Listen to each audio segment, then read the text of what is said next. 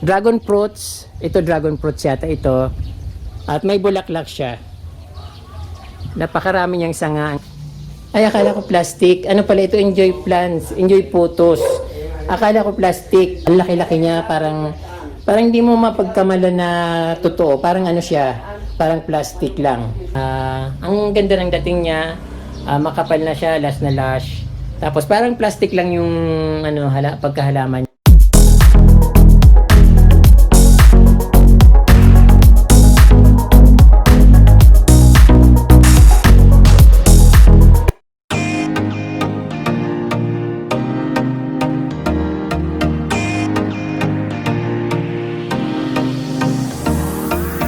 Magandang araw sa inyo ulit mga ka-Promdi at welcome back sa Certified Promdi Channel. Kung bago lang po kayo sa aking channel, huwag niyo pong kalimutan mag-subscribe at pindutin po yung notification bell para updated po kayo sa aking mga bagong post na videos. So ngayon ka-Promdi, nandito ulit ako sa bayan ng San Jose sa Barangay Kalalahan. Barangay Kalalahan, San Jose, Camarines. So ayun, may nakita ulit akong napakagandang garden. So actually napakaraming garden dito ka-Promdi. Talagang lakasan lang ng loob. Mag-approach kasi siyempre minsan inaabot ako ng hiya. Minsan parang na-amaze ako, parang iniisip ko lang na sige, puntahan ko to, kausapin ko si nanay, baka kung pwedeng i-feature ko yung garden niya. Napakaraming magagandang garden dito mga ka-Promdi, kaya naman parang ganado ako mag-vlog dito sa Barangay Kalalahan. So actually halos lahat dito na bahay, magaganda yung garden, kaya lang minsan inaabot ako ng nervyos pag may nakikita akong tao sa labas, yung nagtatanong ako kung pwede kong i-feature, then okay naman at siguro lahat sila okay naman dito.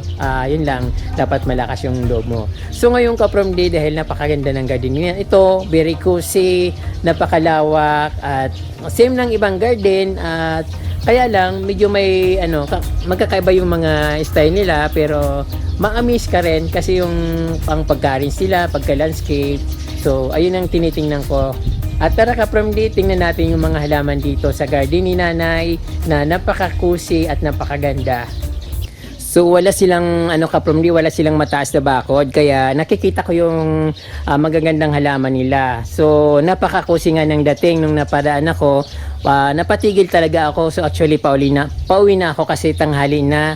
So nakikita nyo naman yung araw, parang matirik na, so hindi na maganda masyadong tingnan ang kulay. So kaya lang sabi ko maganda yung garden na ito, napakagandang tingnan at ayun, maaliwalas.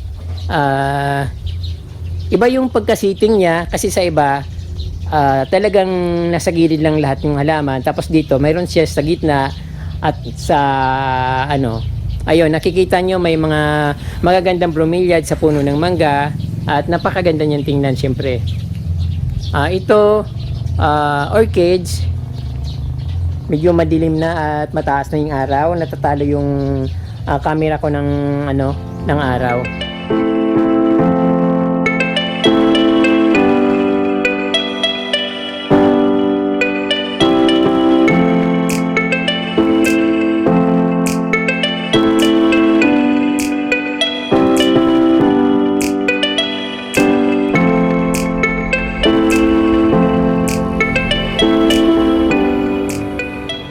Yun. So, ang nagandahan ko dito ka-Promdi, malawak siya. Ayun, nakikita nyo malawak siya. At maraming iba't ibang halaman.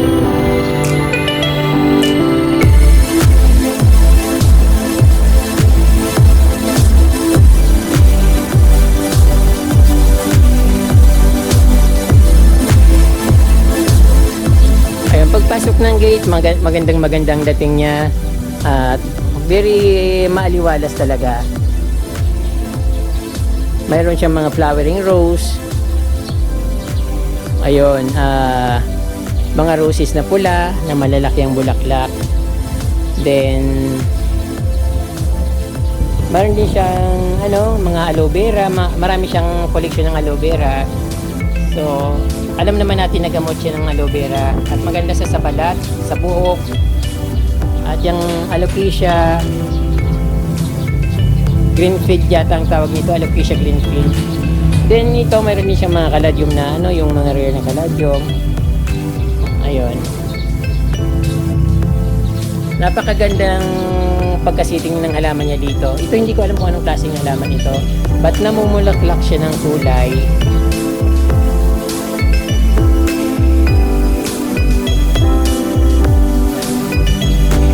Then, sa gitna meron siyang bougainvillea na puti.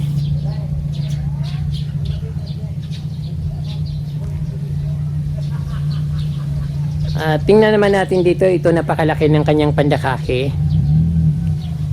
Then, bougainvillea na flowering, napakaganda ng flower niya. So, ang maganda dito kaprimdi yung mga paso niya ay talagang yung paso, hindi yung plastic na paso na ano, madaling masira. Ito parang lifetime yata yung paso na ito. Yung parang, yung iba yung clay tapos yung guma.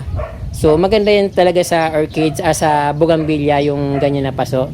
Talagang nabubloom siya pag ganyang ano, paso niya. Then dito sa gilid ng kanyang ano balkon, makikita naman dito yung mga malalaking aloe vera, mga collection niyang aloe vera. Ayun, tapos may bromeliads, may just little cactus. Ayun, mga bromeliads. Aloe vera. Ito, alam ko ito, snake plant yata ito. Maganda rin siyang ano, malaking malaki. Then wild eggplant. Mayroon din siyang dahlia pero wala pa siyang flower. Then dito, ito yata yung ano tinatawag na Song of India.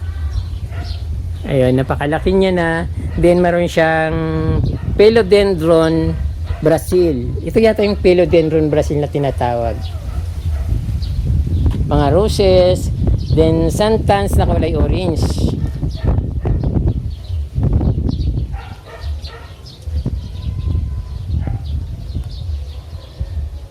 Dito rin yung African tiger tree na variegated.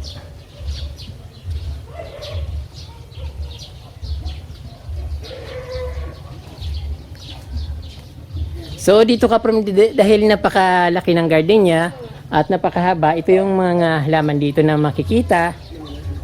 Ito nga yung parang yung tinatawag na cobra plant. Namumulaklak siya ng kulay puti. So pag nakita mo yung sa taas, ang dami-daming bulaklak na kulay puti. Then cactus. Ito kapag yung hindi pa nakakakita ng ano tawag doon? Dragon fruits. Ito dragon fruits yata ito. At may bulaklak siya. Napakarami niyang sanga, ang ganda niya. Parang balingbing yung style niya. Mga bromeliads saka dancing lady na orchids. Yung dancing lady na orchids, usong-uso yan dito sa probinsya. Marami yan dito. Then, ayun. Mga ZZ plant. Song of India. Dancing lady plant. At yung parang bamboo grass na halaman.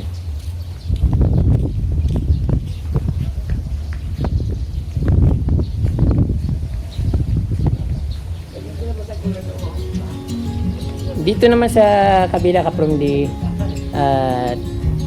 eto meron siyang ano dito, cypress. Alagang-alaga siya, talagang ginugupitan niya, cypress. Giant bromeliads, caladium, saka malalaking mga aloe vera. Meron din siyang cactus. Ayun, million flowers. Ito yata yung tinatawag na million flowers.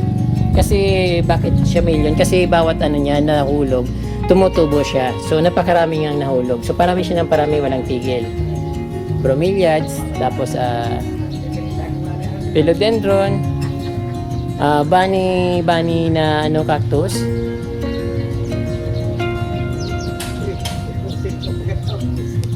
So ayun, mayroon silang agloe, then crotons, mayana.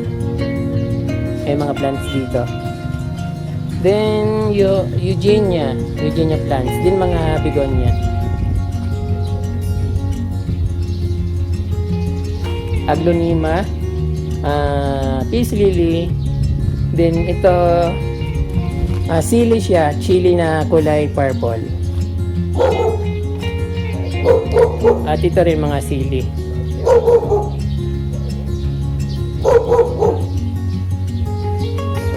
Ito po yung tinatawag na taliunod. Ayan po.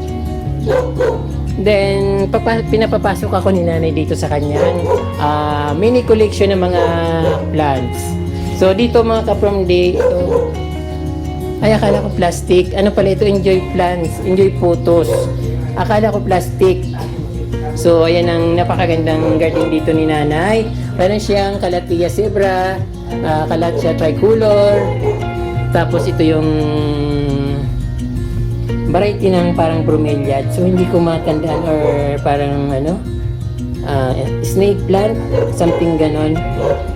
Parang pinya-pinyahan. Then, bigonia. Yun, nakakalimutan ko na. Saka, mga putos. Philodendron line. Orbifolia na Calathea. Ayun, meron siyang mga dito. At yung sa pinakadulo, yung malaking well fin na snake plant. Tapos Aglonema, Walachi.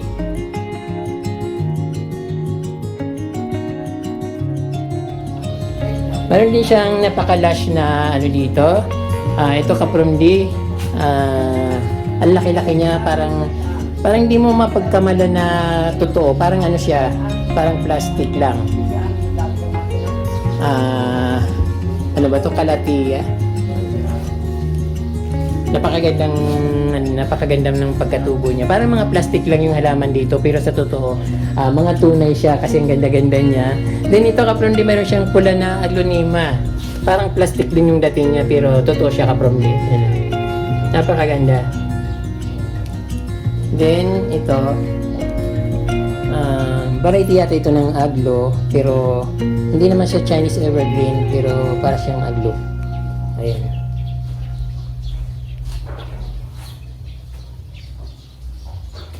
Ang taba-taba ng kanyang dipinbasia. Ang gaganda ng mga tubo ng halaman dito. Although medyo summer ngayon at mainit, yung ibang daon natutuyo dahil sa sobrang ng araw, sobrang init ng araw. So natutuyo siya ngayon. Pero maganda pa rin, katulad ng nakikita nyo, ayan, napakalas ng mga halaman. At maganda dito ka-from-day kasi kahit malaki yung garden, na-maintain nila yung kalinisan, napakalinis. Then ito meron din silang mga maliliit na collection dito. Ayun. Meron silang mga Calathea, Alocasia Greenfield. Then ito yung parang nagiging bonsai.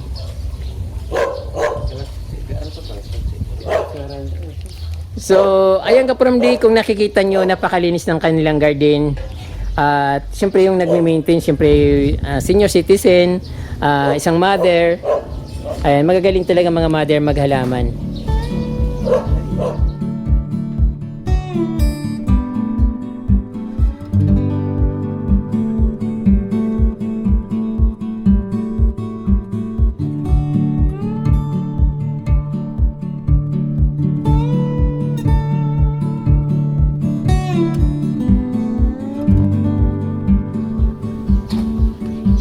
Then, golden puto sa loob. Ang ganda ng dito. Ang linis-linis ng bahay ni nanay. Then, ito.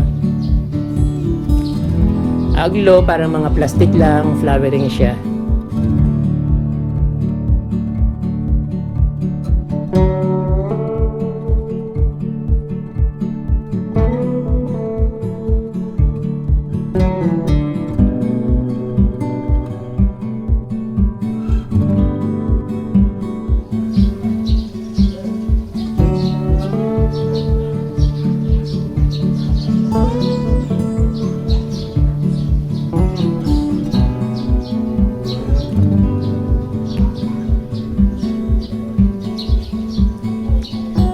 Napakaaliwalas tingnan dito at ang ganda, ang linis.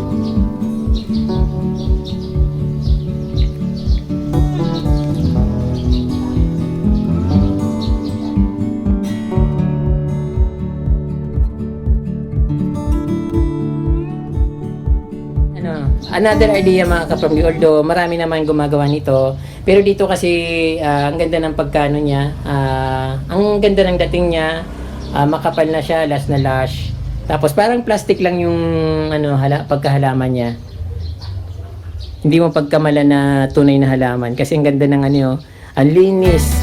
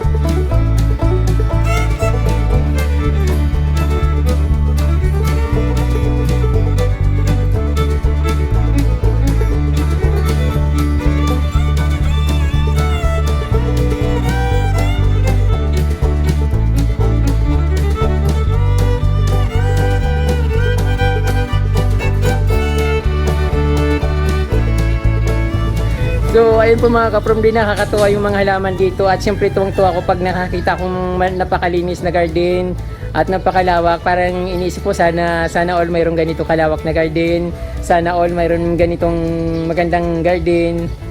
Ayun, maraming salamat sa inyo ka-from D sa inyong panunood at walang sawang pagsuporta sa Certified From D channel. At huwag niyo pong kalimutan mag-subscribe at pindutin po yung notification bell para updated po kayo sa aking mga bagong post na videos. Maraming pong salamat ka-from D at Diyos mabalos po.